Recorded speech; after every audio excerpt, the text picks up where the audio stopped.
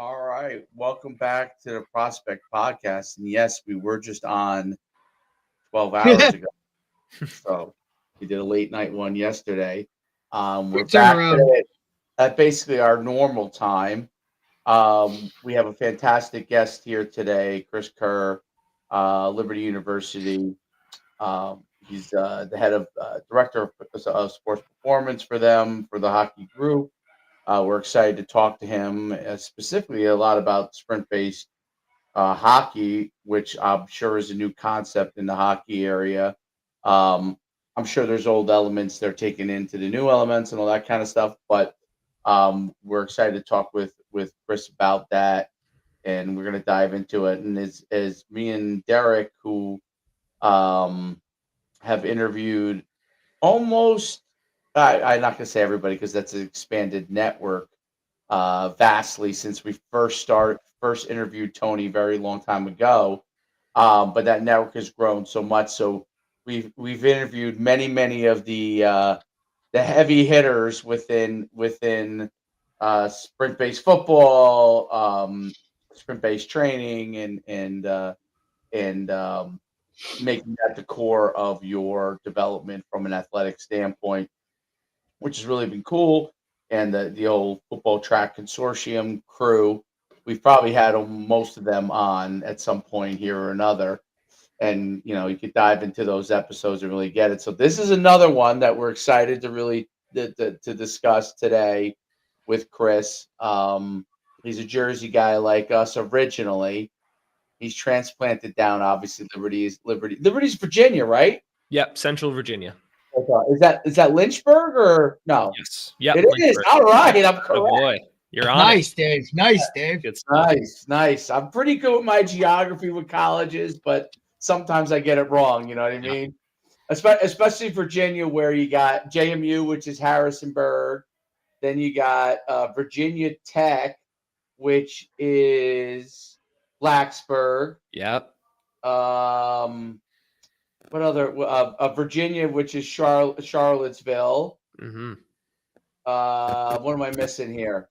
That's a division. There's so many Division I schools down in Virginia. It's Is Marshall, Virginia? no Marshall's West Virginia. That's Huntington. Mm-hmm. West Virginia's Morgantown. I'm pretty good. There was a long time, many years ago, when I was getting recruited for a high school in football. I was getting letters from everywhere. So and schools were recruiting me from everywhere at that time, and I always would look it up. But looking it up wasn't like now, where you obviously type it into Google in 2 seconds. Yeah. You find it up. You really Chat had to go GBT.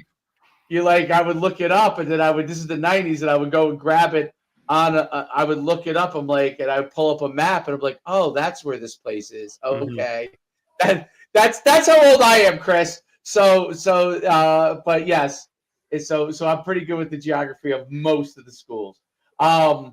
Awesome stuff. Liberty's a great place, faith-based university, which is what I love about it. And I thought that place had, when Charlie Kirk was killed, one of the best prayer ceremonies on his behalf. I know I'm digressing there a little bit, but I just that's one of the things I love about Liberty is it's faith-based and really doubles down into that, and the family of that school really does a great job of that. All right, let's talk some sprint-based hockey. Before you do that, first of all, I have Coach D above me. Today I'm somehow in the middle. Okay. Coach Human in the middle. Chris Kerr, I'd love for you to talk and tell our audience about your whole background, athletics, yourself as an athlete, and then obviously coaching and strength and conditioning and speed development. No, awesome. Well, hey, first off, fellas, thank you so much for having me on. Looking at your previous episodes, which if you're listening to this, hopefully you've listened to those as well. I'm all about people that are bringing in the TFC Track Football Consortium community. I think, as Coach Holler calls them, they're rebel minds, rebel talents of, let's not just keep doing the same thing over and over. Let's start to challenge the way of conventional thinking. It doesn't always work, as I've experienced with some things least like we're getting outside the box.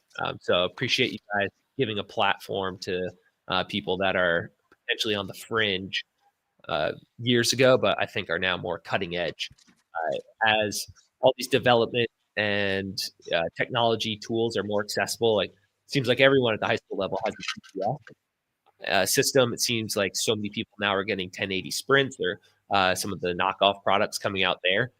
I think you're going to see more and more that the TFC guys really had it right. So anyway, thank you. This is an awesome podcast. Honor to come on. So kind of just my general background, born and raised in Sparta, New Jersey, played, all the sports, and I was okay at them because kind of as we just discussed, there's a lot of less population in the city of Sparta. So 7th grade started playing lacrosse, and that is before it kind of blew up into like, all right, the good athletes would play. So that was kind of my sport. I was okay at it. All the good athletes hadn't started playing it yet. I I think I was just a little bit better because I could remember the plays and stuff like that. How kind of low the bar was. Whatever works, brother. Whatever works. Whatever Exactly. works. Whatever it takes to get on the field, right? So graduate high school, and that was kind of it. It was kind of over from there. I said to my guidance counselor senior year, don't put me in math or science. I'm never going to use those ever. So not taking those classes. And then did a year community at CCM, County College of Morris, Harvard on the Right. yeah. And then after that year, started working out with my friend Carl. And like most good New Jersey boys, I just wanted to look good with my shirt off. Carl transformed himself from being we're just going to call it a typical high school lineman into a shredded six-pack guy by the end of senior year. And I was like, man, I want that. Gets attention from the ladies. So we're going to say June, July 2011, started working out. That transformed into a CrossFit obsession. I eventually transferred to Liberty in 2012 and just met the right people. That was really it. So majored in exercise science at Liberty. At CrossFit Lynchburg, I met this really lanky, goofy, can't move, kind of funny guy named Dave. And it turned out that Dave was one of our hockey coaches here at Liberty. Actually turned out that Dave was our leading point scorer in Liberty history. So meet Dave. Dave says like, hey, our hockey teams are going to have a strength conditioning position open up. I think you should apply for it. I wasn't interested at all. I had, in my exercise science degree, observed our football team, and I saw how the weight room was run there, and I was like, that's not really for me. And I applied anyway, just because I was like, I think this thing has benefits. And once I graduate college, I feel like I need that, like health insurance and stuff. So I apply here at Liberty, go through the interview process, submit a workout, do a trial workout. And I guess I fooled everybody and they hired me. Looking back now, the people interviewing me probably weren't qualified to be interviewing me. You know what I mean? So I tricked everybody. Dave liked me. That was my in. And unfortunately, that's kind of how it goes in this world. You just got to know the right people. So July 2014, I graduate from Liberty, and here we go. I'm rocking and rolling as a college strength and conditioning coach. And that's been where I'm at ever since. I love Liberty. I love that I'm incredibly supported here by my coaches and my staff. I have the best admin. I work with the best athletic director. And then obviously for me, you were kind of mentioning it, the faith-based side of it, being in a school that really aligns with how I try to live my life of, trying to serve Jesus, all about that. Along the ways, throughout the weight room, this year will be my third freshman to senior graduating class, right? So 4 years. This will be my third kind of freshman to senior class here at Liberty. I'm kind of a dinosaur by those standards of being in one spot for 12 years. And just over time, you kind of just see like, all right, yeah, they're kind of getting strong, but that really strong guy's not making big plays on the ice like I was hoping they would. I used to work with our wrestling team too. Just ironically, I wore my wrestling shirt today. Should have had my hockey shirt on. But slowly I started to realize like if I could just make them faster, they're going to be better, right? They're going to be a faster skater. They're going to get to the puck sooner, and they're going to be able to process the game quicker because I'm tapping into the neurological side. And if you just Google speed, Coach Tony Holler is going to come up. So I'm going to say Cal Dietz and Tony Holler were kind of my gateway drugs that led me to Chris Korfist, led me into Dan Fichter, led me into the track and football consortium community, even though I do not coach athletes that are on the, on dry ground. I coach skaters, but slowly and surely you just kind of realize like just really pursuing strength only wasn't working anymore. There had to be something else. And I found all those answers in TFC. Completely stole 100%. I said it to his face. Brad Dixon's, we're going to call it training approach to sprint-based football. I just call it sprint-based hockey. Got a 1080 in 2020, right as things were getting wild. So we've been rocking and rolling with sprint-based hockey, using my 1080 in the weight room on the ice ever since. And we're having great results, and hopefully it continues on. So talk about when you went to that, what were some of the things that you changed up with sprint-based hockey from what you might have been doing before? So I would say the aha moment for me, and this happens, I'm sure, across all weight rooms in America, is I have 6 racks in my weight room here at the LaHaye Ice Center. I have another facility with 12 racks.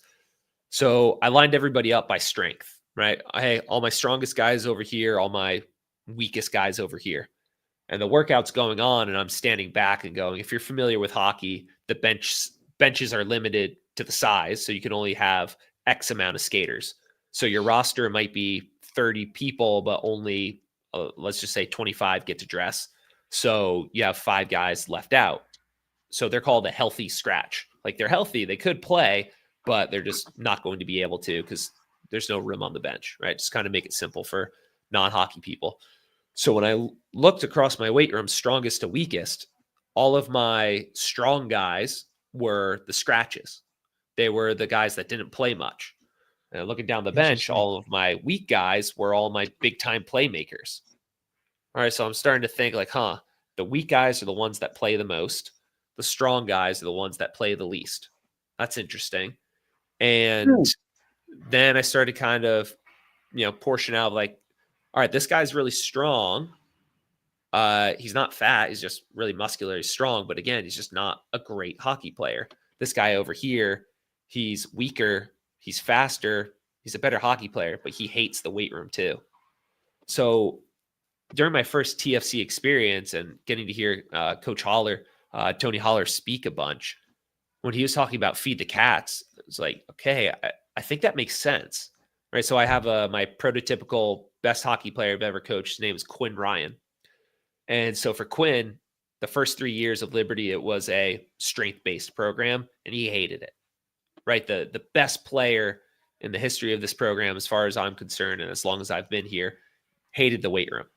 So if your best guy ever isn't bought in, that's just going to create a negative culture. But what did Quinn love to do?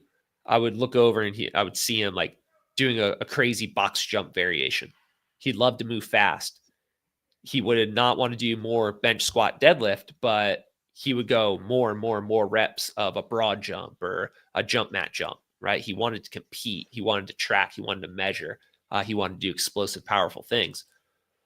So just taking all those principles from Tony, right around, let's say 2018-19, I started to sort of make my shift into a feed the cat style program where, all right, whoever my best players are on the ice, whatever they're the best at in the weight room, we're going to do more of that, right? Because typically your strong guys, they're your grinders, they're your workhorses. They're going to do whatever. It doesn't matter, right? They're going to be bought in because they get their validation from the weight room. So if I can now take my best players who typically are your, excuse my language, your crap heads on the team, your biggest issues on the team, and create a culture around them where, all right, it's very jump numbers based. It's very sprint numbers based. It's very competition numbers based. It just creates a positive culture in the weight room. It directly transfers to the ice because your best guys off ice are the best on ice as well. Then everybody really starts to buy in. So I would say that was my really first big nugget was like, yeah, feed the cats. Like, how do you get these high level, high performers to play? Have them compete. They're all competitive. have them jump on something. And all right, my number was 32. Now you go. Oh, yours was 32.1. Let me go again. Let me go again, coach. Let me beat him. And then naturally from there, it's all right, how do I get more out of this? How do I really tap into that nervous system that I'm realizing is so important? And really, with all the questions I had, Chris Korfist had all the answers for me. No doubt about it. So that's really interesting. I just immediately, as soon as you said, um, your smaller, weaker guy, your weaker guys were the better players, and they, obviously they were more skilled. I immediately thought Wayne Gretzky. Yeah. Yeah. That was my first thought. Like when you look at Wayne Gretzky, he's skinny. He's not super built. I'm sure, but he was a fantastic skater, right? And fantastic with the puck, and lightning fast with on skates, right? Yeah. And great body control on skates. Mhm. And obviously, you could argue, obviously, most people would consider him at least the original greatest player, in hockey, right? So that's what's so interesting about. I never thought about it in that fashion, and it used to be so funny because him being that great, people always would be like, oh, but he's weak, and then he's not that strong, and he needs some goons around him, and that was during the era where you would supply some goons to a guy, right? Goons. Yeah. You could have some goons. But I also, when you watch playoff hockey in the NHL, is very different than regular season hockey.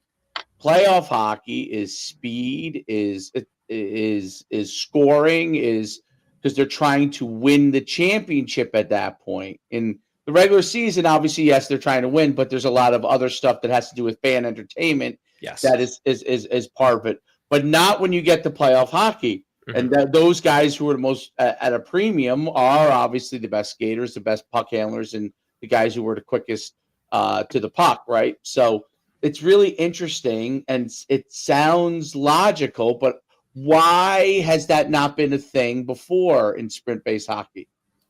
Yeah, just excuse my language here. A lot of people just You're don't good. have the ball. They don't have the balls to switch over, right? Like I'm going to say like Tony Holler did it almost out of a necessity with a track team of like, okay, I just don't have enough athletes here because track sucks. Let me try to make it suck less. Right. And then for Brad Dixon, like to say like, hey, I'm not going to run gassers. I'm not going to do this and this classical conditioning at the end of our practice and not have it be anywhere near the energy systems required for the sport of football.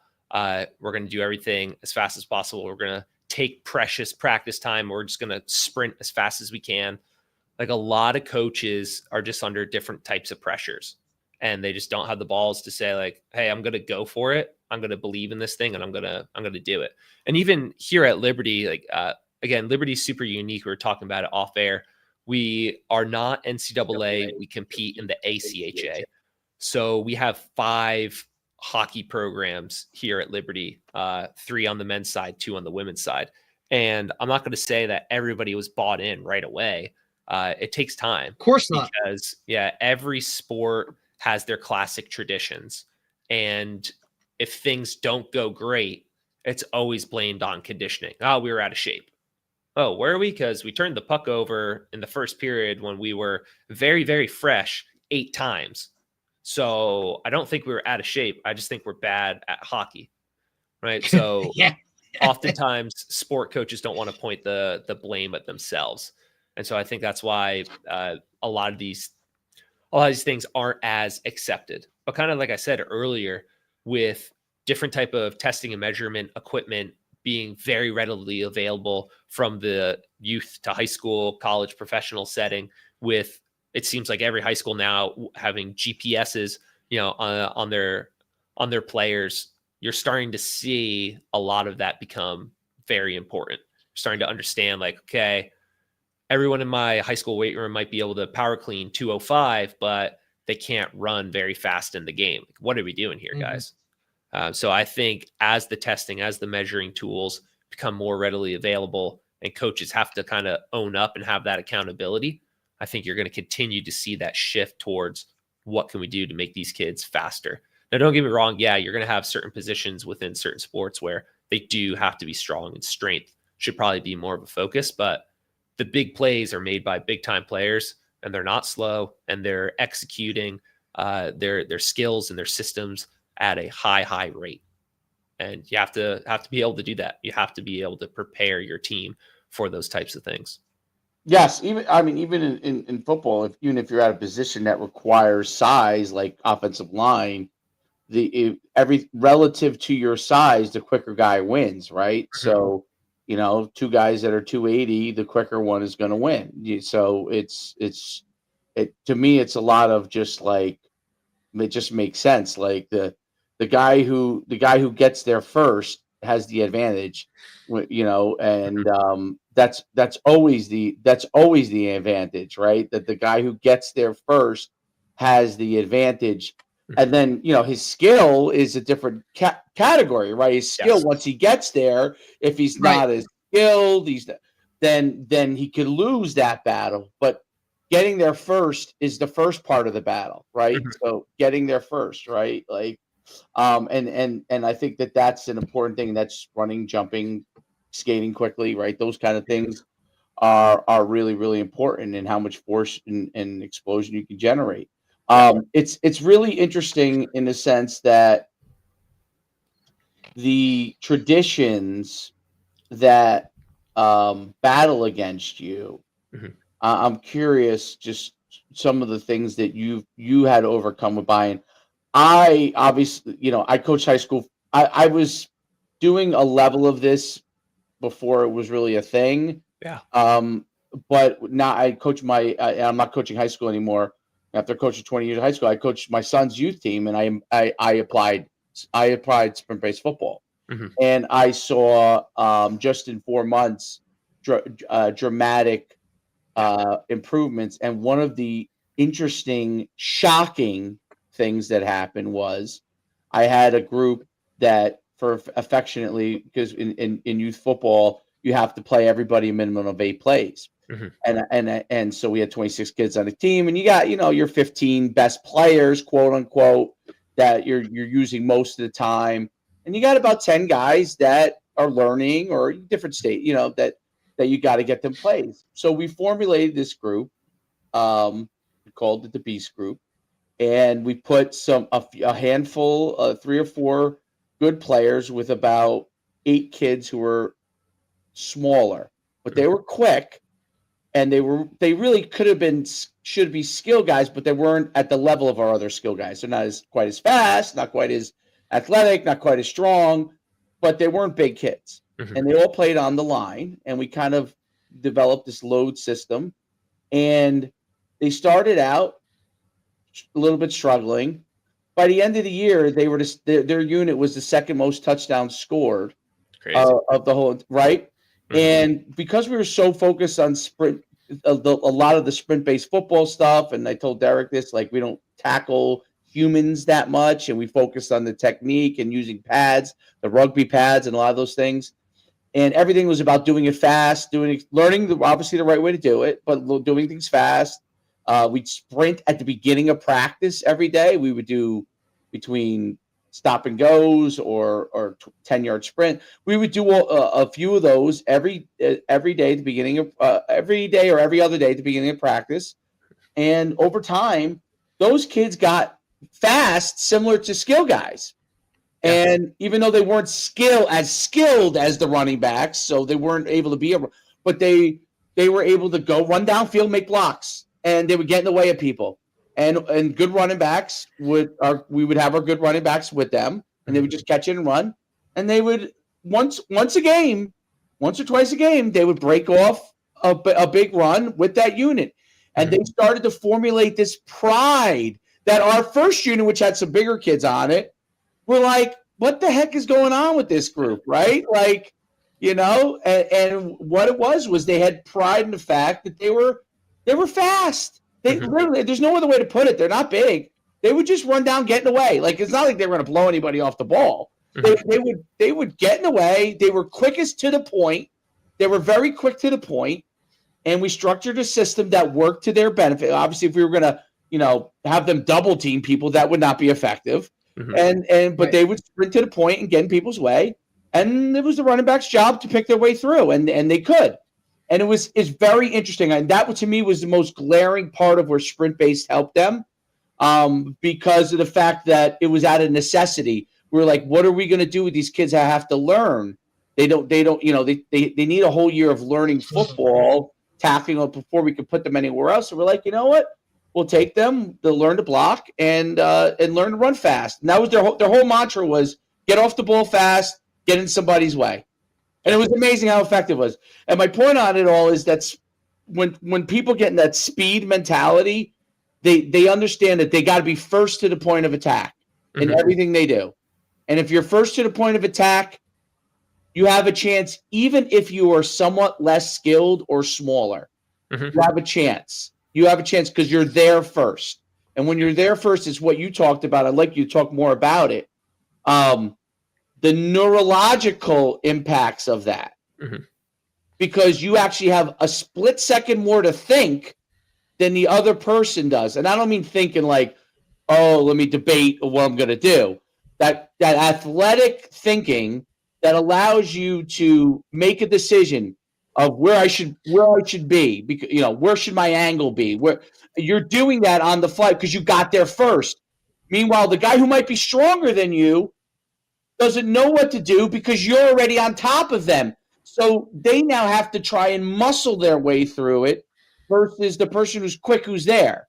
Now, eventually that person might run them over, but in football, that running back, if he's any good, is gone. He's down. He's down. If he's any worth his weight in salt, he's not carrying the ball if he's not anyway, and he's by that guy, and that's all he needs, right? And that's I think I'd like you to talk about the neurological part of that, because I think that's a often not talked about part of being fast. So what? Just to comment on what you were doing with your team coach. Another thing is there isn't a team sport coach in the world that would say, no, I wish my players were slower, right? Like they all want faster players. They all want the fastest kid. But throughout an entire week of practices, are you giving your players the opportunity to build or display their speed? And that's where, again, like sprint-based hockey is like, hey, take time throughout your practice. Like, hey, just do a 10-yard sprint and then rest, right? And that's what these GPS-laden teams are doing. Hey, once a week, twice a week, you're going to do 2 30-yard flies or sprints. The GPS tracks that top speed. We got that in. Awesome, right? So for you're developing your athletes.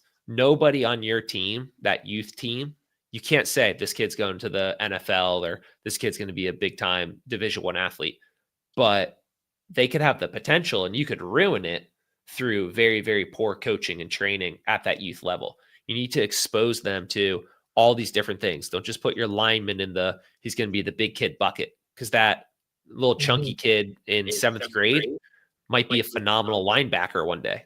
Correct. But in that incredible neurological development window, if you just grind him down, then he might not develop that speed or awareness or skill to be faster later on down the road. And yeah, you could look anywhere on social media and find wonderful like development speed ideas.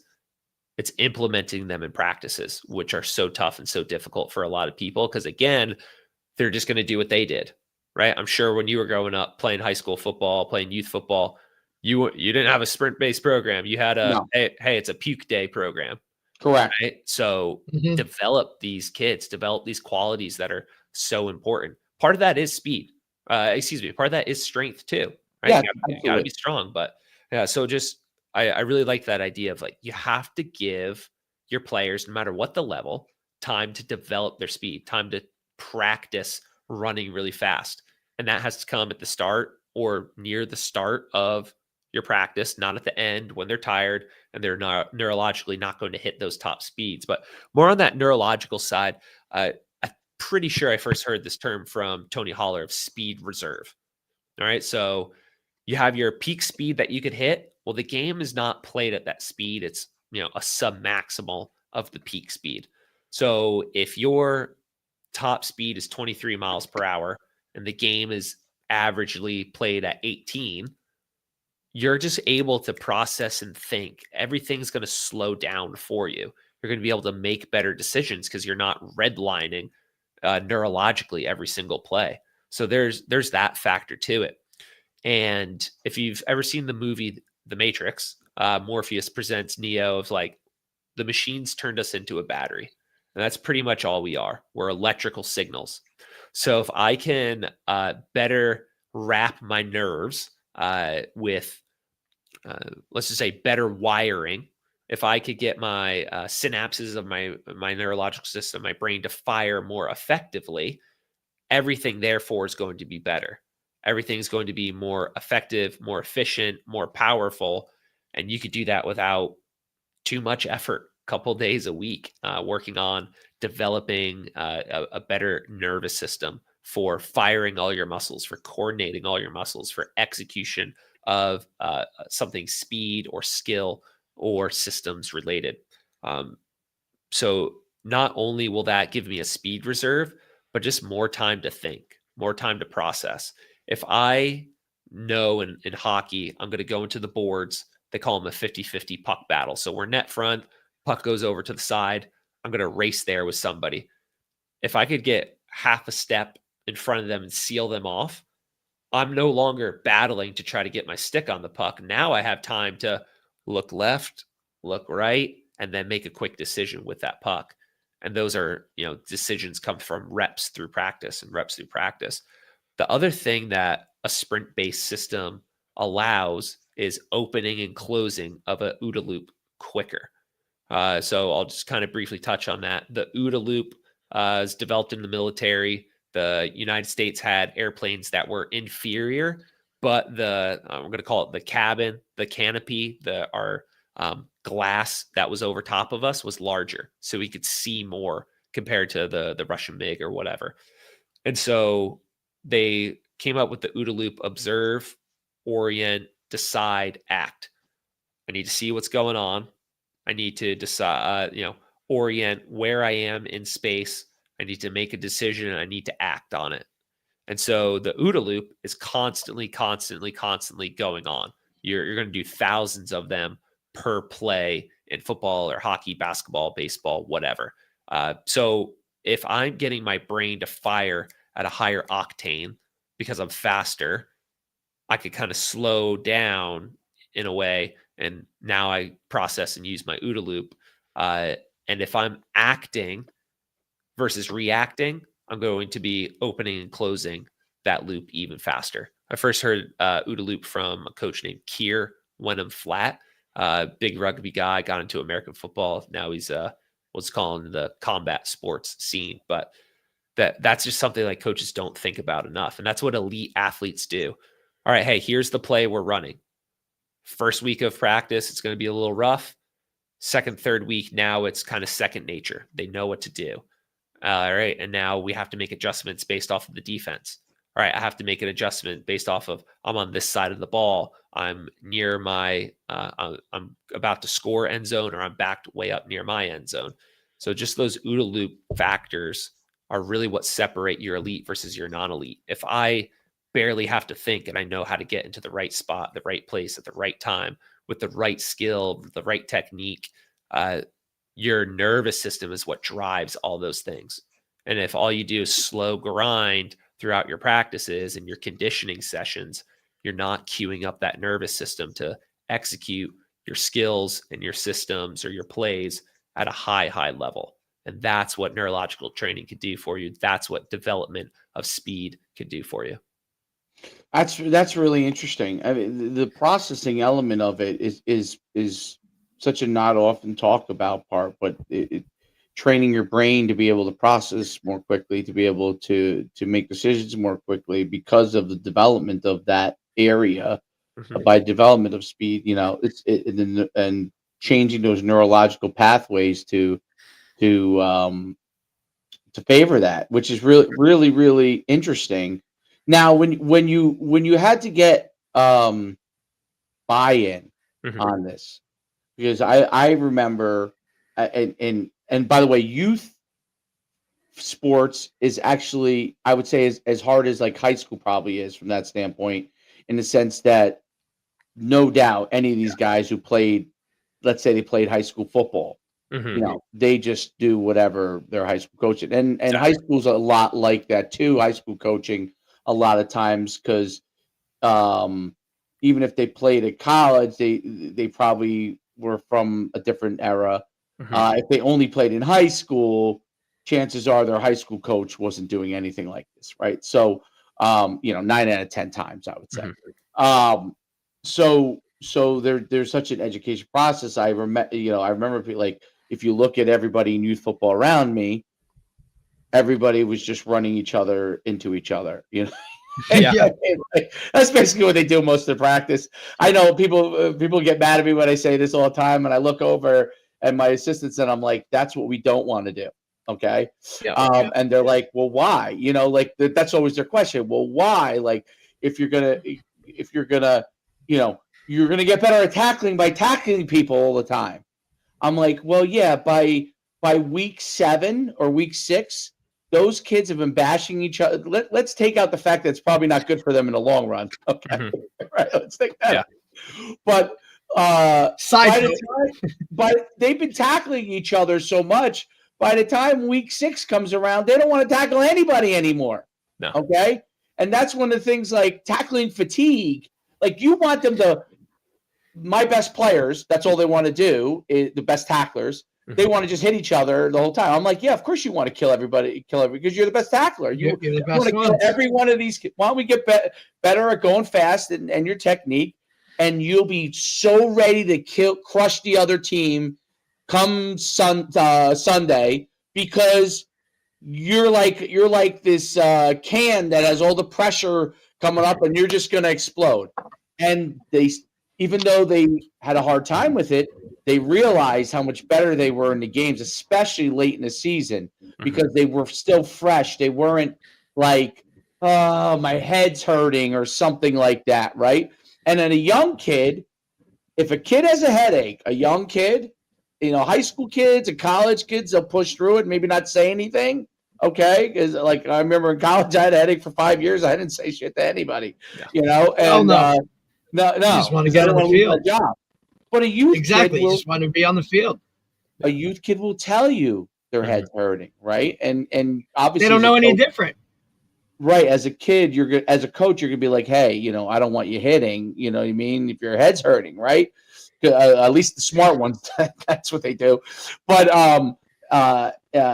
so from a youth, we have so few kids that ever were in practice that would say my head is hurting. I mean, every once in a while, they had a tough game and they come to practice and maybe they accidentally went helmet to helmet with somebody, and and so we're like, hey, you're not doing any regular contact. You're just working on the pads today or whatever. You're doing absolutely no regular contact. But it was so rare. I could count maybe on my hands in the whole season that any kid even had a headache at all during this, which is so rare in football, right? And so the whole component of focusing on athleticism, being fresh, focusing on allowing that to be in the game, translates to better performances and much more excitable performances. That's the other thing. Like football is one of the unique sports in that you only play one a week, right? So, other sports, hockey, and you're gonna sometimes you'll play multiple games in a week.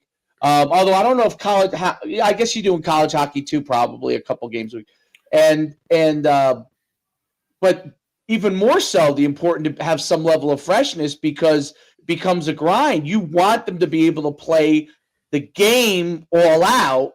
And be able to do that. And what so many people from the other systems, the old school systems, is they basically worked the game out of them in practice. Yes. And that was gone. And now they're coming to games. And you know what's funny? Like I always say, it's these teams. This is what I noticed. And this, I didn't even know what it was called back then, but I was doing something like this with my team. I used to always tell them the goal is to be great in postseason, not to be the very best team in week one. Mm-hmm. Okay. Now, obviously, there are some great teams that even if they do things the wrong way, they win championships. They're winning a lot of times, in my opinion, because they have the very best players, and in spite of some of the things they do, yes, because they have the various players. But when I see teams that have had like that are obviously you have to have talent, but maybe don't have the best talent, and they go very far. That's when I'm like, okay, what are those guys doing? You know what I mean? What are those guys doing that's different? And that was one of the things that I learned is that, hey, you want your guys to be, and it came from track, because I remember track, like I had to sell many years ago. I had to sell my father on this. I said, and my father now in his 80s, that's all he does when he coaches track is peak them for the end of the year. Yeah. When I was in high school, we would be phenomenal. We would win the state sectional championship, blow everybody out, and our very best athletes would ever score in the group championships, and we would be one of the favorites, and we would fail at the group level every single year. Mm-hmm. Okay, and we win the sectionals by a million. Because my father was pointing at those years for the championship he knew he could win, which was the sectionals. Yeah.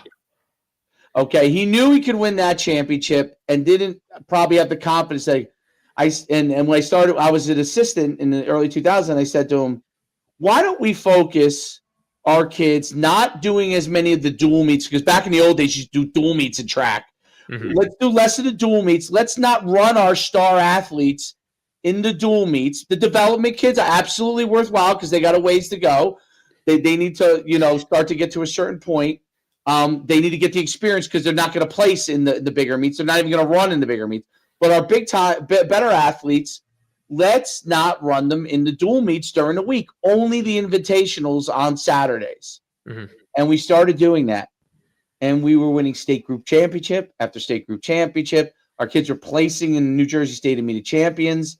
And it completely changed the way it worked. And the only reason he listened to me is because I sold him on the 4x100 relay to do it the way the Olympians do it. And which was put their hand down, come out and be more explosive, instead of the way from 1960, which is what he originally taught, was standing start and explode from there. Mm-hmm. And when we went to the Penn relays, he goes, well, we'll see how this works. You know what I mean? That's how my father was, we'll see how this works. And he broke the school record. Amazing. And I turned around and I said, he looked at me and he goes, maybe you're onto something. Yeah, and it's his credit. He was already in his 60s and he was able to adapt. And from that point forward, he does nothing. He went to a girls' school and he had great sprinter, Division I after great sprinter, because he changed the way he trained them. Mm-hmm. He focused on speed only. This is long before sprint race.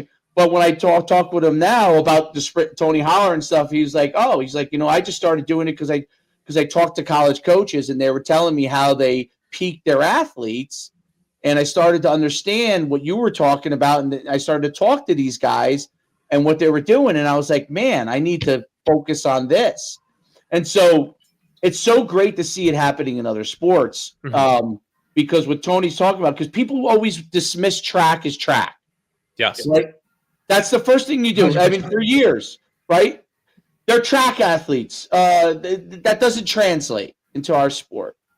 I'm like, and I would say, like, well, if he runs 1 mile an hour faster than this guy, how does it not translate? Mm-hmm. It's just because you didn't develop. When you say this guy's a track guy, it means you didn't develop his other skill sets. Yes. Or he doesn't have those other skill sets, maybe too. Like maybe he doesn't catch as well. Maybe he doesn't catch as well, right?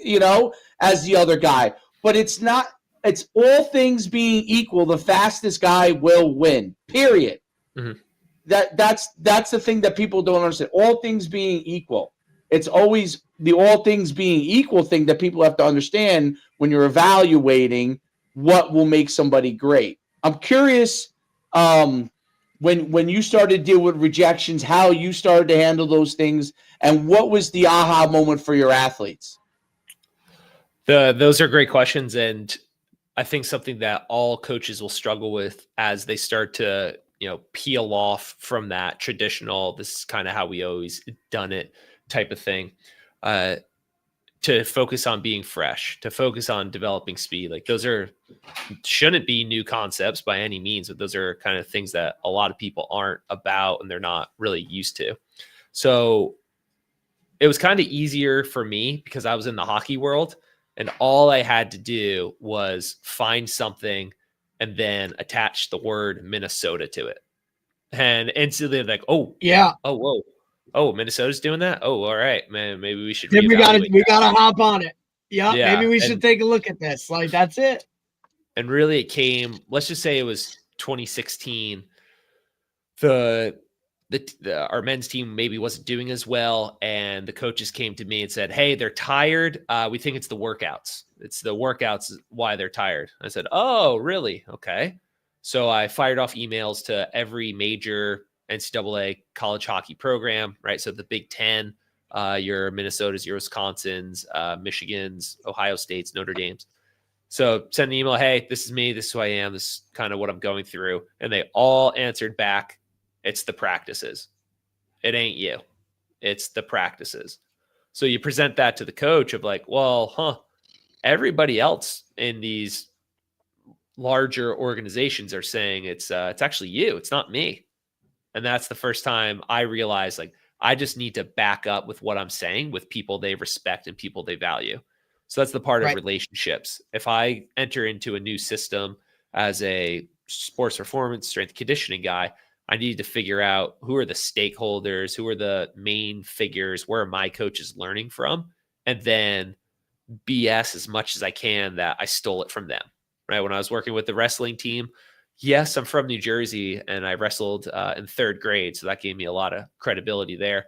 I know High Point High School and I know Blair Academy. So that got me a lot of credibility. But I would just shoot those names out. Hey, just name drop. Just keep name dropping. You're good. Like whatever gets you through the door, brother. Whatever gets you through the door. That's all it takes. And I would just say like, hey guys, when Jordan Burroughs is going in for his blast double, he gets into these angles and positions. So that's why we're going to do spring ankle exercises, wrestling team.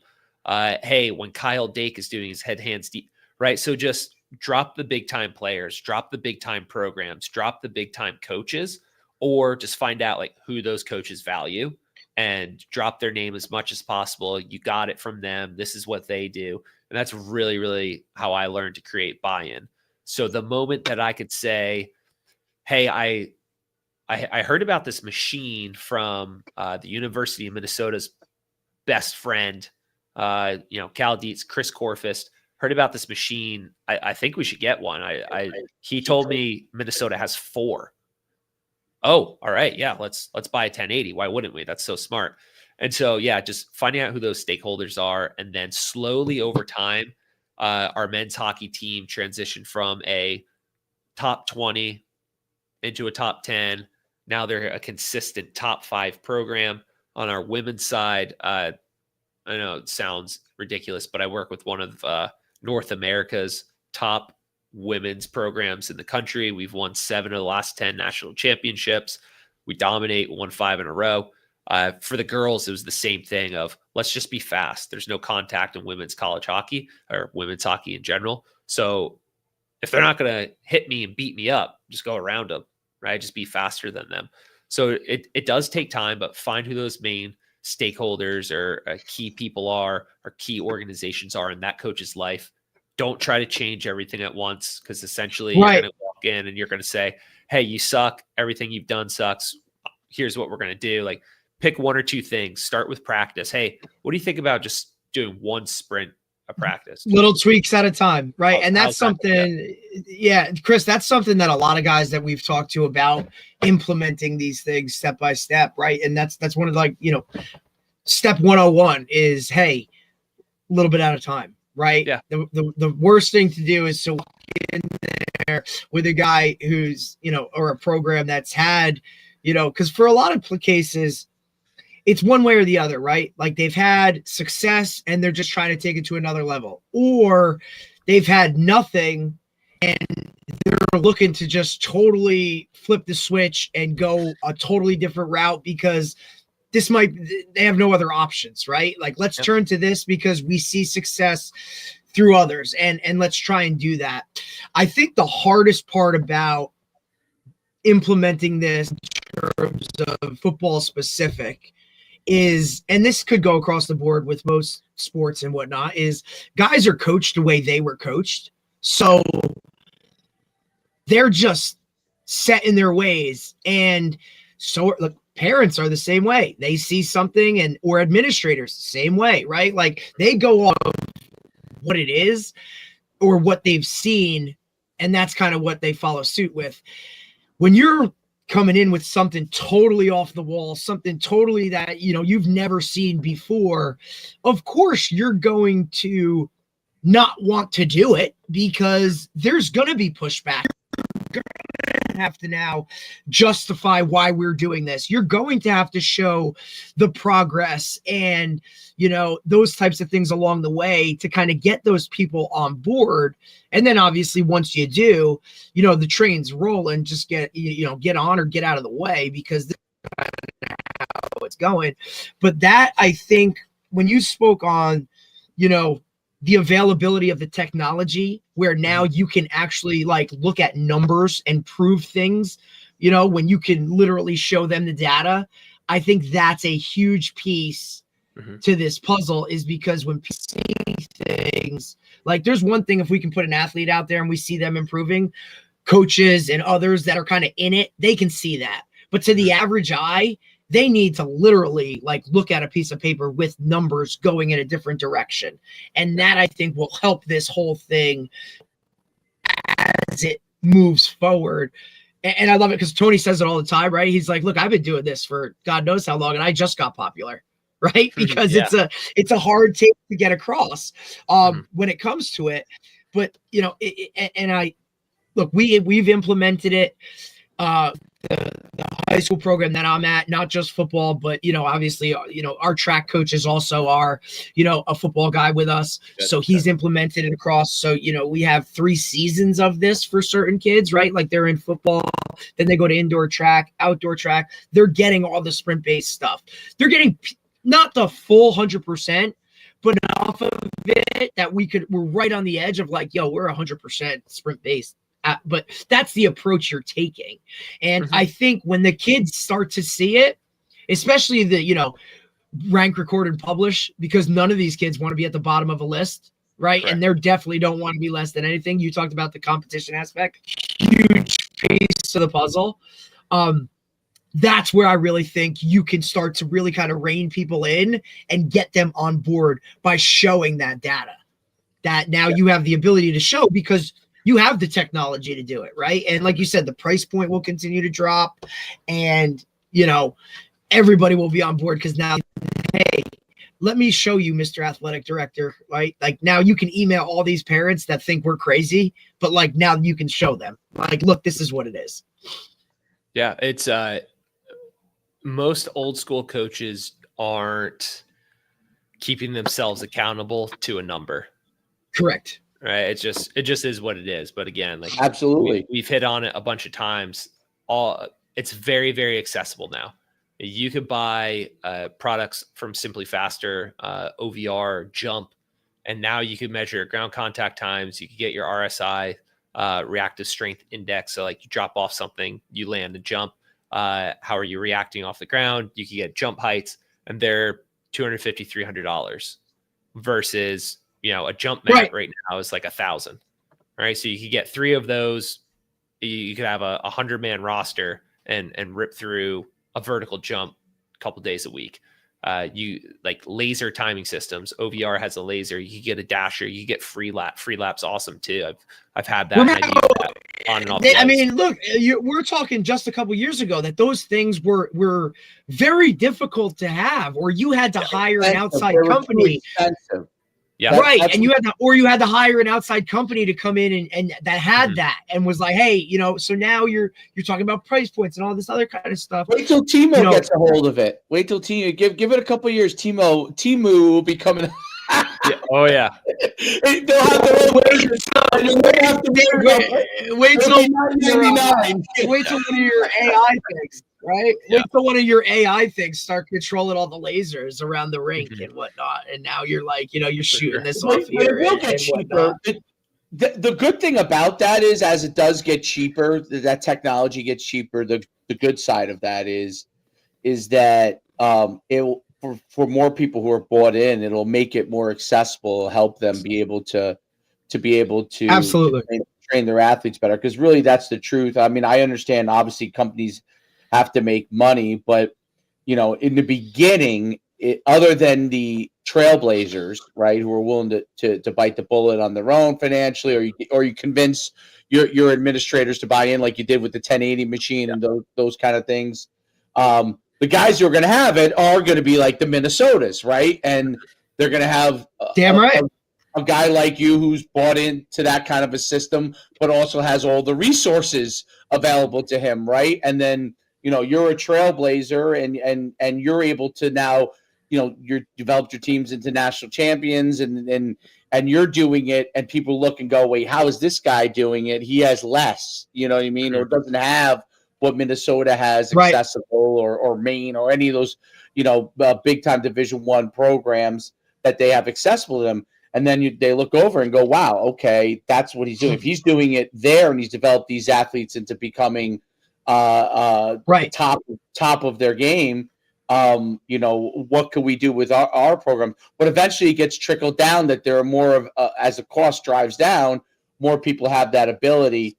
And the great thing about it, with what you're doing is, I always say this, like, there are people that won't change. So absolutely not. Coaching, my favorite thing about coaching is that people are like, wait a minute, they're going to know, like, this is what you do. They're going to know. I'm like, no, people don't change. Like, people don't adapt. Now, if we're not, quote unquote, yet there where we're not quite good enough yet, yes, they might still beat us for a time being.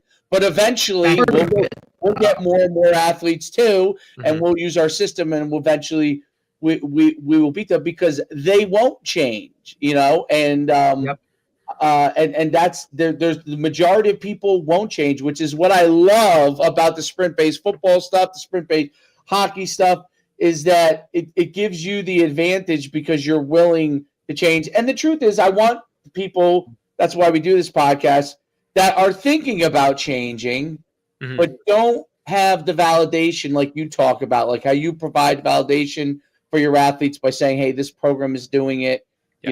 We should start to do it, or this person is doing it. To be able to go and say, hey, listen, here's a place that's doing it, and here's a bunch of clips that you can go and watch and realize that these guys are. And like, I go in your article on Simply Faster, and you have the data out there, like, from maybe it was your 2021 season or something. Yes. Like, you wrote the article and you have the data out there showing exactly what you did, how you timed them, the exact data points, which is what the beauty of all this stuff is. You need to be able to understand how to interpret the data. That's the part of coaching that comes in. But the data gives you the tools to be able to make those decisions. And obviously, the better coach you are, the better you're able to make those kind of decisions and help your athletes get to a different level. But it's so cool. Like, I mean, you're testing guys in the hallway, dude. Like, I love it. Like, you're like, hey, like when people are like, I don't have the resources to do this. I don't have a facility to do it in. Dude, where there's a will, there's a way. Timing them in the hallway, dude. He measured it out and he timed them in the hallway. So he got a consistent number to be able to go off of for your testing. And I think that's so cool. Like, what would you say to guys that are like, I want to do it, I'm not sure, I don't want to get fired, right? Because that's obviously, especially at the level that that's you guys huge fear, right? Yeah. That's a huge fear for guys, right? Like, that's a huge fear. What would you say to them? Yeah, no, it's I talk with well, I'm just gonna word it as some coaches that have multi-million dollar athletes, and I share with them like, okay, here's what I do, but my athletes aren't getting paid multi-million dollars, so be cautious, right? Like I get it, the fear of hurting that level of athlete or that number on a contract, the fear of not doing well enough, and then if your team doesn't perform, the head coach and you are gone. Just sort of is what it is. But yeah, to kind of get over that, I would say just start very simple and then just have conversations with the athletes. When I would go up to our best players, when I would go up to Quinn Ryan, I'm like, hey, I'm thinking of just measuring a lot of jumps. What do you think? You think that would be helpful? Oh yeah, absolutely. Hey, I'm thinking of measuring some sprints. We're going to kind of do it like this. We'll do it on and off the ice, so then we can see if it's going to work. Like, what do you think of that? And all you need is like one or two people to buy in. Start very simple. And if you're following Chris Corfus, Dan Fichter, Cal Dietz a lot right now, for the last little bit here, they're very, very into acceleration. Right. So I've actually taken my 10-meter sprint. I've shortened it down to 5 meters because I care a lot about that 0 step. What my number one metric on the 1080 is how far can you go in 1 second? I figured that out really quick. Whoever goes the furthest in 1 second is the fastest to the 5, the 10, and beyond. So Chris, just a quick question because 5 meters. I just want a quick question. Like in regards to hockey itself, right? And obviously the measuring of things, right? Like football, we know we have the 40, right? And baseball, you have the 60. What's the equivalent to that in hockey? Is it blue line to blue line? How does that work? Or is there a correlation? Yeah, I wouldn't say right now there is a standard, but I would say like a blue line to blue line is so center ice, the middle of the court in hockey is a red line, and then you have 2 zones, your offensive, your defensive zone, and those lines are blue, right? So red line, center ice, blue lines are distinguishing the offensive, defensive zones. Blue line to blue line for sure, because hockey is such a start-stop, change of direction sport, but also a 30-meter as well. So 30 meters, so you kind of get that top end speed, blue line to blue line. So you can kind of get an idea of their acceleration. Oftentimes, though, you'll see people do a fastest lap and get a fly through blue to blue. Oh, yeah. So that's skate around, get over speed, and then slingshot and rocket through timing gates, blue line to blue line, and then get that peak velocity. So that's most how flying 40. Right. That would almost be like a flying 40 in correlation to like football and whatnot. And look, I find it fascinating, obviously, like with hockey and like just the whole like speed, right? It just because you're adding, like you're on skates. So you might be able to run fast, but that doesn't mean shit if you can't skate fast. You know what I'm saying? So you're adding almost a piece of equipment that needs to now correlate with the whole, the whole thing. So it's, how does that affect the training aspect of it, right? Because you can train in sneakers and shoes in the weight room, but all that stuff now be done on skates. So how do you kind of manage that aspect of it? It's a great question. And having 1080 data or any sort of sprint data, but to me, I want the whole picture. So if you only get a time from a timing gate or a laser system, you don't get the whole picture at all. The data that a 1080 provides for you is unbelievable. So having 1080 data, it drives much, much better conversations with the athlete, but then with the coach as well. So there's an offensive strategy, I'm going to word it in hockey, called going wide, right? So the defenseman is skating backwards. I'm skating forward towards them. I could just go around them and crash into the net and score, or, create some chaos. So going wide, if you're able to go wide, that's massive. You have to be really fast to do that, though. So we have certain players on our team that are fast enough to go wide, and then others who they just don't. Well, if I could show the coach through the data off ice, like, hey, player 2 is just as fast as player 1. They've either never been told to go wide, or they don't have the skating skill, or they just don't have the technique. So if you want them to start doing that, just train them up. Vice versa. If I have 2 people that are just as fast, but on ice, one is faster than the other, they're probably just a bad skater, right? So, hey, coach, work on this player's skating skill, and they're going to have the exact same qualities and abilities as this player. So skating skill is like the ultimate, and that's the end all be all once you step onto the ice. There's a lot of IQ behind that as well, knowing what you're doing.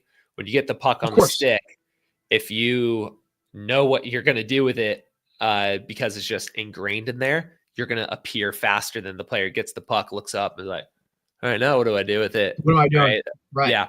So as far as the transfer, it really allows for good conversations. But then from there, speed is speed and the body is the body, right? So all those good qualities that you want off ice, like a very strong foot driving through the big toe, a mobile stiff ankle, the ability to get into really good shin angles and drive and push, those all transfer and translate over to the ice as well. My fastest players off ice are always my fastest players on ice. Every now and then, though, you'll get somebody who's really fast off ice, and they're just not a good hockey player. It just kind of is what it is. So they need to work on their skill, but a lot of times it's the IQ. They just can't process the game fast enough. That's where infinity walks come in. But they get the puck and they kind of just freeze, or they can't quite remember the systems that we're trying to run and execute those. But yeah, all the qualities that you're going to build off ice, they transfer on ice. I didn't necessarily believe it, but after testing and measuring a ton of people, you realize like, oh no, it works. Like it develop the feet, develop the ankles, develop the ability to get into a good shin angle, get those speed and power qualities you want, like any other sport, and then combine it into the on ice stuff, and it works really well. I got to reverse engineer the 1080 machine so I can make my own since it's $17,000. You know what I mean?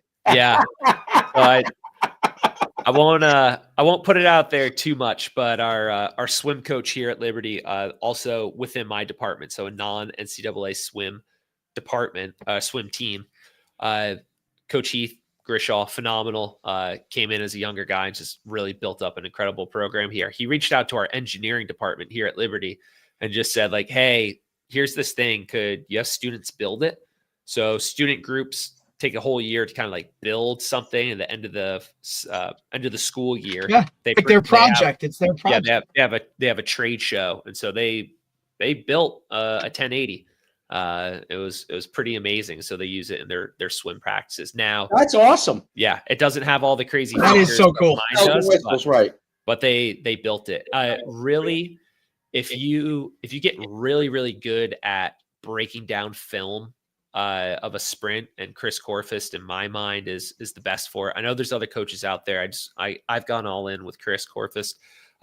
If you have some timing gates and an iPhone and you have a good coach's eye, you could kind of get most of it. But man, when you see the force developed in a 0 step of a high level sprinter versus like a medium level sprinter, it just jumps out. When you could say like, that step to look a little funny. I want to know from meter 4 to 5 what their power was, what their force was. Like the amount of data you could pull out of it is just unbelievable. It'll take a power, a velocity, a force for every centimeter you're moving in whatever given distance you want to test. Like it's just incredible. It's unbelievable. Of the information that it does, and then you build your training around that, right? And yes, and you could utilize it to train athletes too, right? Doesn't it? Yes, yeah, it is. If you're only using a 1080 sprint as a testing tool, I really hope my teams compete against you, because we're gonna rock. So it has to start with the sport.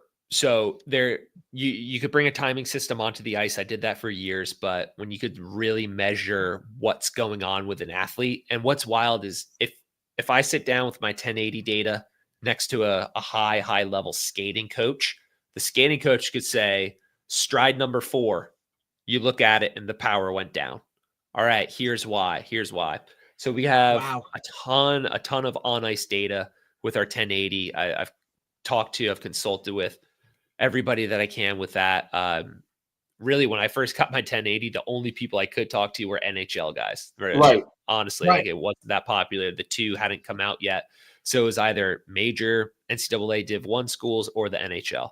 So we're talking to them, and we really developed what makes somebody fast and then kind of reverse engineered it into the weight room. So what I'm doing this semester is a little bit different. It's nothing by the textbook, but we sprint our 5 meters. We built up to it. We made sure everyone's familiar, right? Because you have freshmen. It's October right now. So we sprinted our 5 meters, and then I just broke them out into who are my bottom 50% for force production. And they're getting a force-oriented program. And then my other people are going to get a velocity-oriented program. And that's how we're kind of splitting it out. And then I have kind of some separate groups in there for people that, like, I know you're fast. Clearly, you're the most powerful. You're just not good at sprinting. So I'm going to put you on kind of like a sprint technique type of program, and that's going to help. But yeah, I broke it out that way. So the people focusing on force, they're trying to hit the highest peak velocity they can on their 0 step. So the very, very, very first step of a sprint, you have both feet on the ground, go. That is your 0 step. They're trying to get the highest velocity they can at different resistances, because your peak force is that 0 step, right? So I don't need to be focusing on 30, 40 meters down the hallway. Right here is where you need to get stronger. And then my people on a more velocity oriented program, I don't pull over speed in season. I haven't had success with that. So they're at a slight velocity decrement, hitting that, and then we're doing some things else in the weight room. So you rotate, around the weight room, circuit style training. You get your sprints in on the 1080. I have phenomenal students that are able to push the buttons and keep everybody safe, record the data that I want. And yeah, it's completely individualized based off of what they need, and it transfers to the ice. We're seeing the same qualities that they need on ice as off ice. And so it's individualized by the program, and then it's individualized by the numbers in terms of like resistances that they're running. All right, hey, you in particular, you have to hit this number with this weight. You're trying to hit this number with this weight. You guys are on a different program. You're doing this and that. And then you could take all of that and then bring it into the weight room, right? So I want the shortest ground contact time hurdles as possible for my group that needs more velocity, needs more speed. I want longer ground contact time hurdles for my group that needs more force. They need more strength. And then, yeah, you just keep breaking it up from there. It's not that hard. Hopefully it's going to work. I don't know. I'll stay tuned. I'll let you guys know how it all pans out. Very, very cool stuff, man. Like amazing. You're truly an innovator. And you're doing great things, and you're doing right by your athletes, which is amazing. I can't wait to continue to see how your career continues to go, because it's amazing the way that you think about things, and the way that you take what they're doing and assess and be able to get what each individual athlete needs to get the most out of their performances is phenomenal. I steal a lot. Like I'm not good. that great. I think we all do. That's what the best ones do, man. That's like how we try. got it. Right? Like I've never had an original idea in my life. Like we steal, we borrow, we ask questions, we tweak it to our athletes or our program and what makes it work. But that's, I think, to me, the sign of a good coach who actually genuinely cares about their athletes and wanting to give them the best opportunity to perform at the highest level on the regular, not just a one and done type of situation, but where they can consistently improve and get better and better and keep going with it. So I appreciate you, man. That you really, I mean, it's been awesome. Oh, thank you. Yeah. And my main guy is Chris Korfus. I've said his name a bunch, but I just steal everything from him. And we've had him on. Chris, you'll love it. When we opened up Chris, he was playing a guitar. He was playing a guitar. Oh yeah. I believe it. Yeah, I believe it. I've been to his house. I've seen the guitars in the basement he's got there. He's a mad scientist, for sure. And for anyone Yes, he listening, is. That's yeah, exactly what it is. if you've never attended a track football consortium, I highly, highly recommend it. You'll be around other like-minded Yeah, coaches. I'm excited. Yeah, you'll realize you're not crazy. There's a lot of amazing stuff out there. And the best part about TFCs as well is it's all coaches presenting, but it's a lot of teachers presenting as well, right? Like there's a difference between I'm a lifetime coach and I go and I present. All right, that's fine. But like Tony Holler had to teach chemistry to high school students at 7 a.m. for his whole life. He's a teacher who also coaches, and you see it in the presentations, the way they deliver it, the way they visualize it, the way they engage you. That's what TFC brings versus I've been to other conferences. It's like, okay, the information's pretty good, but like this guy is brutal. All right, it just kind of is what it is. Right. No doubt about it. Interesting. It's really, really interesting stuff. And well, we appreciate you coming on. And we hopefully down the road we'll have you on again. Maybe after the season, we'll have you on again. That'd be wonderful. Talk about some of the things that you maybe implemented this year and talk about the results of that, and what you thought went well and what you thought you got to continue to evolve, because I find that the most interesting thing too of all of it is like, as you keep experimenting, it's when you find a thing that works really well, you double down on it and helps you to really get the athletes to the next level. I think the more coaches can, within obviously the realm they're in, throw away the fear of rejection, meaning, it's a natural tendency for people to want to get along with everybody, and that's part of the business is obviously relational, right? So that's what makes it hard to always be an innovator in sports fields and stuff like that, because the relationships is part of what makes your coaching staff good and what makes the athletes good. And now you're quote unquote maybe going against the grain.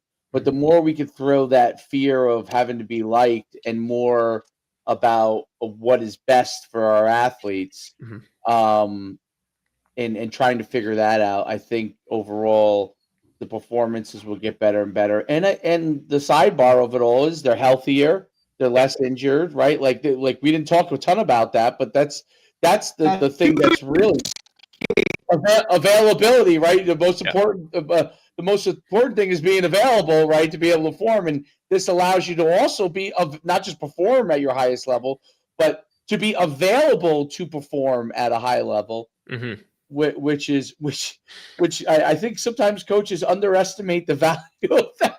Like when they're practicing, like I can't do much if he's not out there, buddy. Exactly. I always say, like, we go, you guys all want to do tackling drills with other people, and then all of a sudden one of the best players goes, oh, my head's hurting me. And you realize, what if he's not available now on Sunday? Yep. Yeah.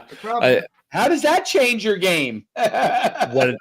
What I have noticed here with my men's team, college hockey, is whoever looks the best with their shirt off is hurt the most. And that it has been true 100% of the time. Oh, that's hilarious. Whoever looks the best with their shirt off is hurt the most. And I have a picture of when the Capitals won the Stanley Cup, Alex Ovechkin shirtless in a fountain, and like his just a bag of milk body. So up in Canada, for our listeners, their milk comes in plastic bags. Then you put it into a container in the fridge. Like you cut the bag and you're able to pour it.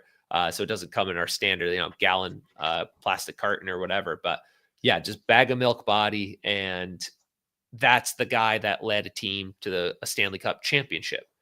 So why are we doing all these curls and everything like that? Like you only have so many reps with your shoulders. There's just only so many hits and so many repetitions you could take. Save it all for practice in the game. If you look really good with your shirt off, I know there's a major injury or a minor one that just lasts the entire season coming. It's 100% true all the time. If you look really good with your shirt off, like it's just going to happen. You're going to get hurt. There's no Makes me doubt. feel a little better about myself. I'll tell you that much. Yeah, I've been working injury prevention for 30 years. I'm ready. Yeah. No, there's no doubt about it. Oh man, that's great. That really is great stuff. I can't thank you enough for coming on. Not just great informationally, but entertaining as well, which we certainly enjoy. Thoroughly. To talk to some, well, you're a Jersey guy. You're gonna have personality. Like I'm sure they tease you about that all the time down there in Virginia, right? Because the Jersey guys always have personality. So that's always. That's part of it. The par for the course in coaching. So, but anyway, best of continued luck to you. We definitely want to get you on after the season, talk about all that kind of stuff. And have a great hockey season. And we'll talk to you soon. Yeah. Hey, fellas, thanks again, and thank you for giving a platform to the TFC community and just other coaches. I grew up on podcasts in this field, and that's what kind of gives me my confidence. So you're doing the Lord's work here for the random guy in Missouri who's struggling a little bit with their track football team and not sure what to do. So appreciate it. Appreciate you having me on. Thanks so much, Chris. You have a great day, buddy. Yeah, Thanks, thank you guys. Yeah, stay warm up there. Take care, buddy. A little cold now. Oh yeah. Rub it in, buddy. Rub it in. Yeah. All right, I'll see you guys. Thanks. All right, bye. Thank you. Phenomenal. You're doing a great job. Stuff. What's that? I said that's interesting shit, man. Like, to me, hockey, it fascinates me because it's of our major sports here, right? Like, it's probably the least. I don't know. It's probably number 4, right? But you're talking like when you start talking playoff hockey, and you're just talking about like all of the physical things that other sports do, but they do them on a freaking like piece of metal and ice. Like, to be able to do some of those things, right? And then so that I asked the question about like with skates and all that kind of stuff. Like, it's just to me, it's just fascinating. That adds a whole nother level of skill set, and that just these other sports I don't think have. Yeah, I think that part is different. Skating is definitely hard as someone who's tried it a couple times. And definitely, I'm definitely not a what you would call a water. Listen, buddy, I could skate. Ice or water related. Anything with ice or water related. Even though I could swim decently well, but anything with ice or water related, I'm definitely a land warrior. Definitely a land warrior. But it is amazing. It's great stuff. It's having like. Now, having had time to reflect on like the things that I think I did well and didn't do well in my season, like it's interesting because we got to the point where if there was a practice that went 2 hours, like, oh my God, like people were like, what's going on here? Like, and that used to be the norm. Like that was the norm. We were usually between we're probably around an hour and 45 in general, but sometimes we'd be at 2. And people are like, whereas the old days of 2.5 to 2:45, 3, was Jesus, was the norm, right? And you forget how like little you get out of them. And then the sprinting at the beginning, like that was one of the things I could implement this right away because it knocks it right out, and you're doing, and it's amazing how it gets guys better. And you don't even like at the end of like when kids are dragging at the end of practice. And I might have done the only thing I did at the end of practice this year. I ended up not doing it as much near the end. But I used to do like tug of war sometimes for fun, or like they used to love to do. We have a small hill. They would love to climb the hill at the end, barrel roll it or whatever. So we would do that once in a while. But basically what happened was like when we got to the end of practice, we just ended it. And they were like, wow, that's great. We're just done. Like, what I'm saying? Like, right. We're done. Let's call it up. Yeah. We'll see you tomorrow. And I don't know. Like you'd have to ask kids what they think about it. But I think that it definitely makes an impact on their performance. Um, One of the things that I think is interesting in youth football, you only can practice 3 days, right? So Right. because you can only practice 3 days, there's a large recovery that ends up happening for those kids, and I think that's actually helpful for them to perform no matter where they are on Sundays or whatever. So whereas in high school, you're backed up right to the game day. You practice every day up to the game. I wonder if some of these kids have legs sometimes when They they're don't. going. Yeah, and I think that that's something high school coaches have to think more about. Like if I went back to high school coaching ever, and I was ever head coach again, because obviously I probably would have to. I don't know if I would ever get a head coaching job right away. I would have to probably be an assistant. So I would 100% Nah, you could get one. if I ever got a head coaching job again, I would You could get one. the way that practices would look, even for me, and I would say I was fairly innovative in what I did. Like there was a lot of things I did that maybe like when it warms my heart when I hear about what you do in special teams, you know what I mean? Because that's right after my heart, like those kind of things. Like Yeah, buddy. special teams to me is no different than it's an offensive play or a defensive play, depending on what it is. 100%. That's how I And look, look I've at been it. fortunate enough to look, I'm lucky to work for a head guy that believes in that just as much as we do. You know what I'm saying? Because that's kind of a rarity, especially as public school football, smaller group size, where you're worried about offense and defense and whatnot and all that kind of stuff. Like where this is, but coach, this isn't a Thursday, roll it out there, make sure we have 11 and keep it just not a negative play, right? Like he understands that, this is a huge part of the game. And if we can do one or two things here in our favor, because, at the end of the day, there's going to be a special teams play within the game itself that it's going to set your offense up or your defense up in a negative, positive way. So why not preach that?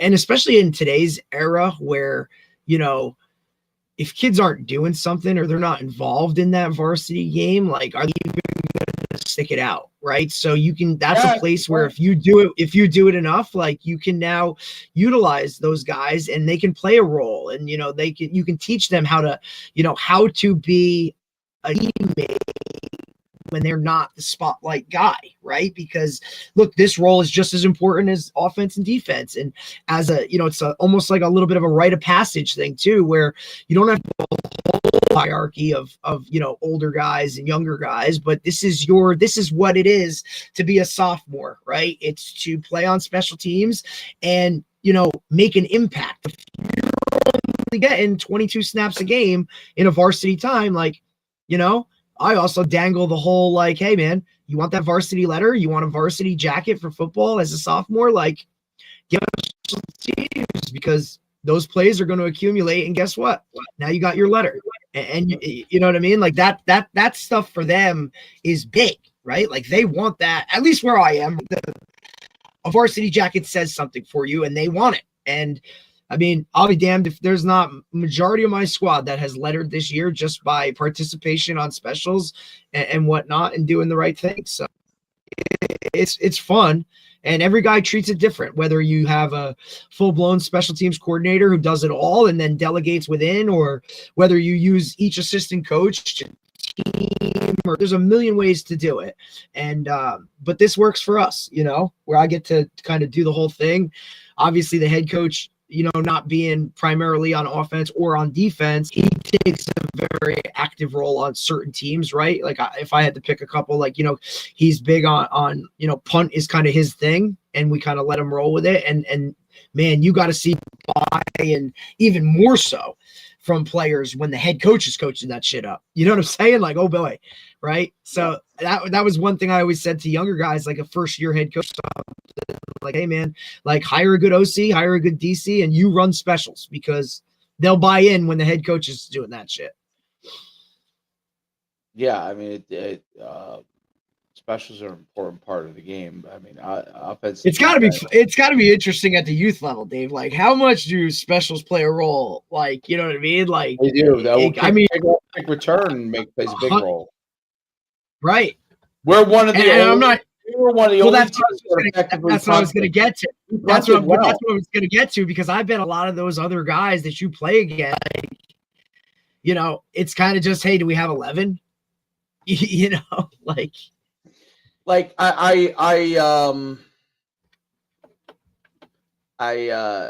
you know, especially as they get older, specials and play man, if you more and can more of a instill role. that, But like, listen, River Plaza kicks extra points. They get 2 points. That's huge. it's huge.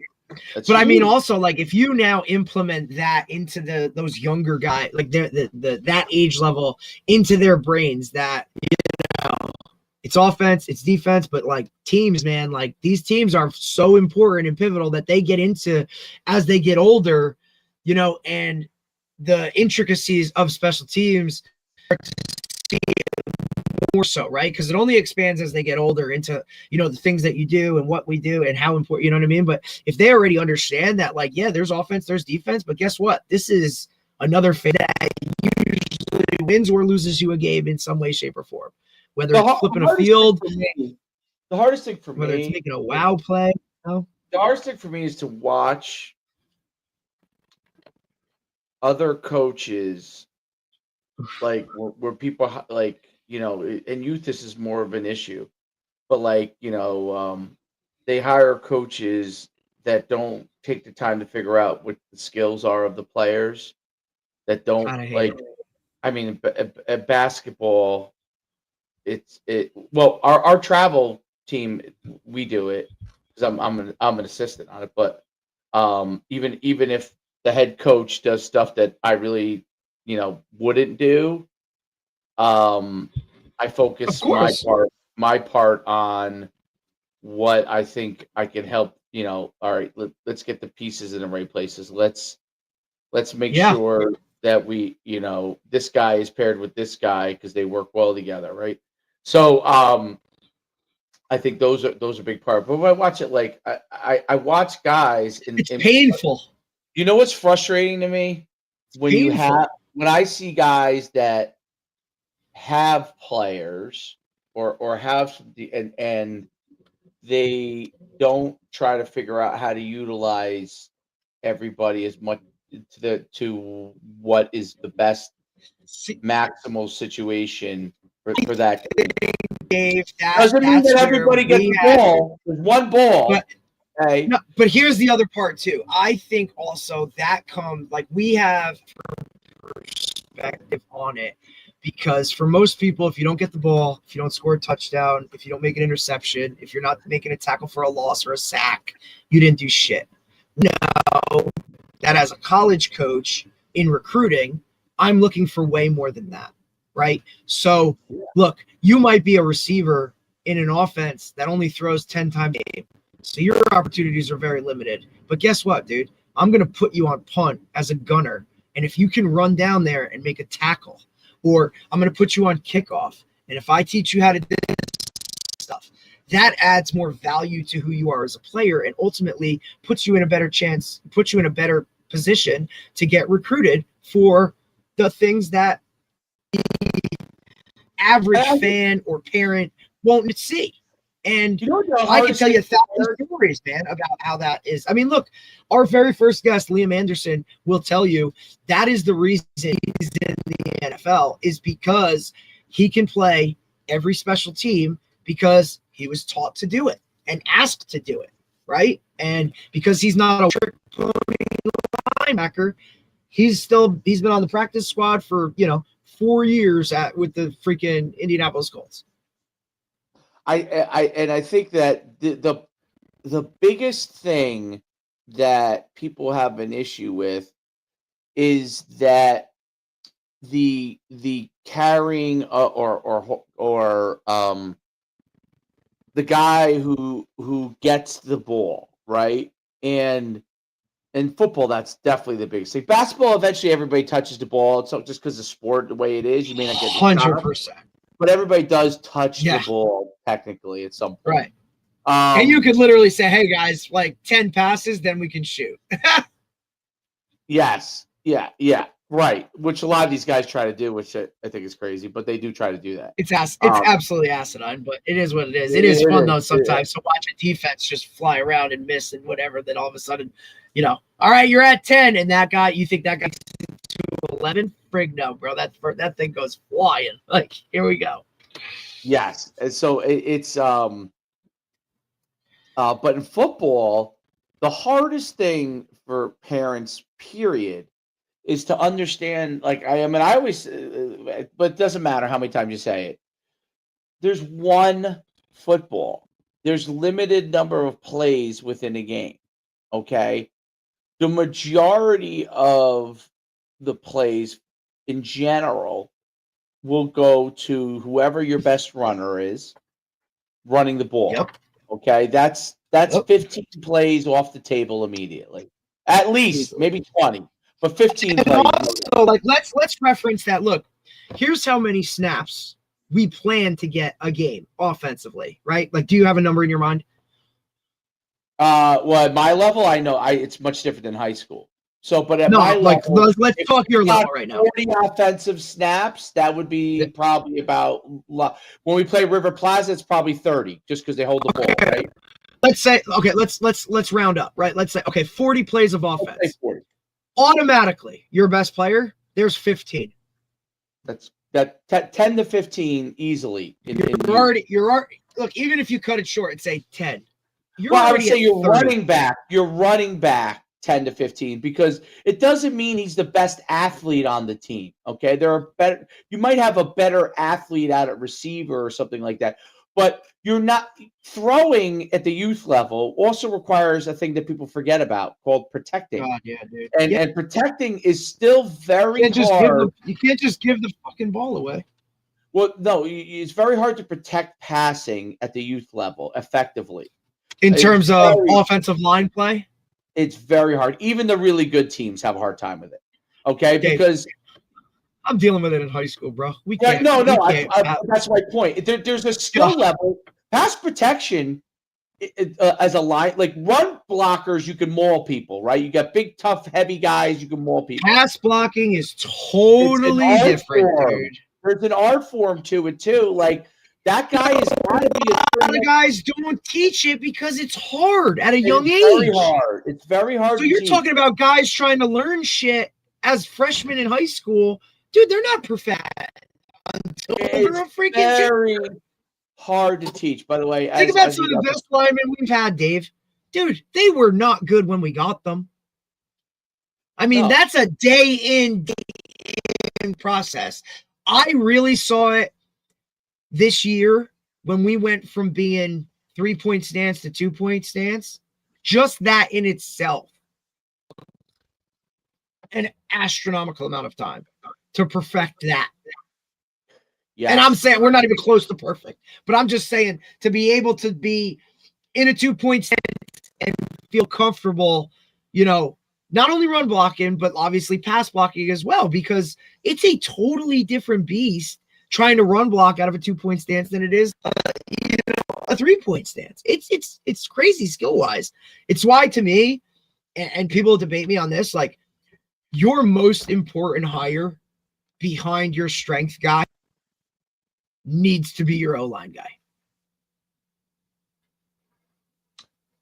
Right. Well, yeah, of course. I mean, that's just what it is. Because if you don't win up front, you got no shot. You can have the best quarterback in the world. You can have skill guys out to a zoo. Absolutely. I don't give a shit, dude. Like, you're only going to win so many games until that, especially where we are, right? And I'm big, like in the Northeast, like right now when you're starting to get into playoff football time, like it's cold, it's miserable weather-wise, right? Like if you can't turn around and run the ball and control the clock at this point of the season when you're playing really good teams across the board, like it ain't happening, dude. It ain't happening. There's no and I was a skill guy my life. Like those guys up front, like just do your job, keep me clean. I coached line this year. But dude, I'm just telling you, that's where I think at your level, Dave, I think at your level, that's where your coach needs to be. Because if you can't do that, a little bit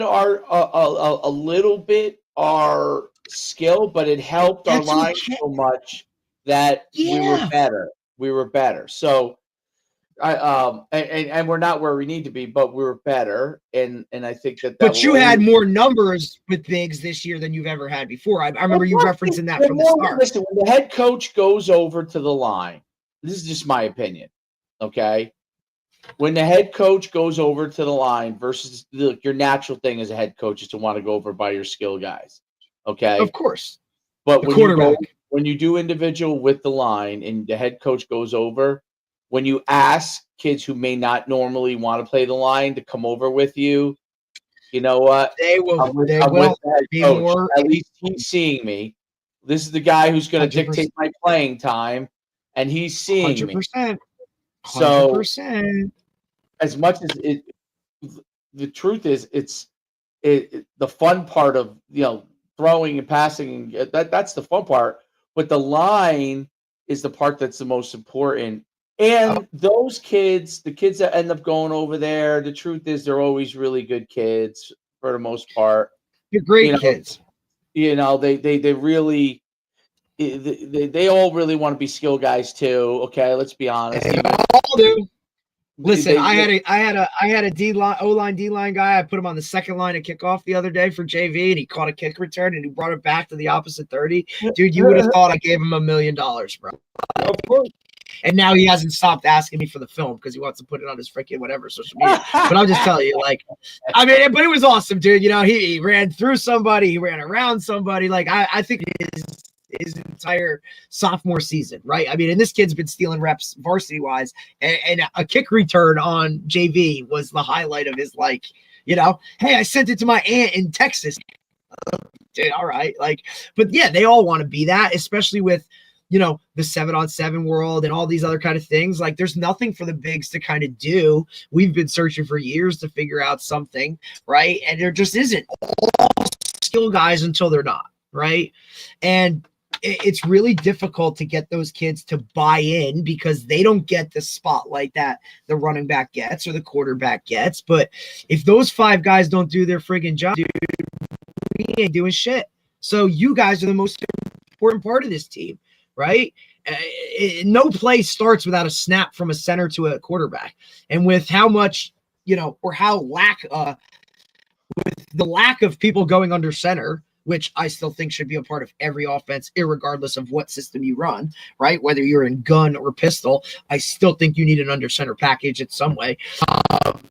When guys take victory snaps out of freaking and take a knee, going pistol, I want to I'm so scared shitless, but it is what it is. I just think that's that's a key position. And those guys up front, if they can do their job, man, you're going to control a game. At least you have the opportunity to play with, or absolutely. There's nothing better than when a double team gets to that second level and picks off a backer, right? Or a guy gets out on a screen, right? And makes a big block space and everybody's like, whoa, look at that big daddy go. That's the stuff that's, you know what I mean? That could change the momentum of a whole game just by one dude doing their, most average fans or parents, they don't have a goddamn clue what the line is doing up front. All they know is when the guy gets sacked, somebody didn't do their job, right? An orchestrated dance. It's like synchronized swimming with those guys. Elephants on parade, right? It is something beautiful when you get that pocket formed and your quarterback can up and all of those things, or you get a good down block with a great pull and a kick out, or the guy logs the guy on the outside, right, and you hit the edge when it's supposed to be on the interior, but they just read it right and you're good to go. It's so key. That's the majority of your numbers, right? 11 guys on offense, 5 of them are linemen, dude. What are we doing? Where do you think the most time should be spent? There it is. When I go on Simply Faster, it's very confusing. All the products. There's so many great things. There's so much stuff. I don't really know what's what, to be honest. I would almost need all these things that I'd love a shred mill, but it's $11,000.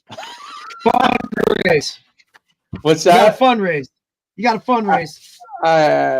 I'm not asking anybody for that, but I'm just, yeah. I mean, it is like. Can you fit it in your basement? What's that?